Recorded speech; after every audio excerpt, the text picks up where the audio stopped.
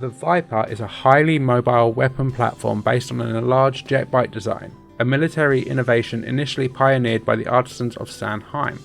Vypers are two-seater anti-gravity attack craft capable of mounting a variety of heavy weapons.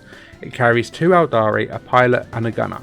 The pilot and gunner are generally trained together, and very rarely will a single member of the crew be changed. The pilot and gunner are almost always blood relatives. The Vyper is capable of carrying a wide variety of Aeldari heavy weapons. Although light armoured, the impressive speed and manoeuvrability of the Vyper is almost a superior defence. Vypers are often fielded in squadrons of up to 3 vehicles. These squadrons are capable of redeploying in seconds to target a very vulnerable area of an incoming tank, looping around an exposed flank, or jinking away to escape interceptors attempting to close with them. Come build, collect and play. Check out your local Warhammer store for more.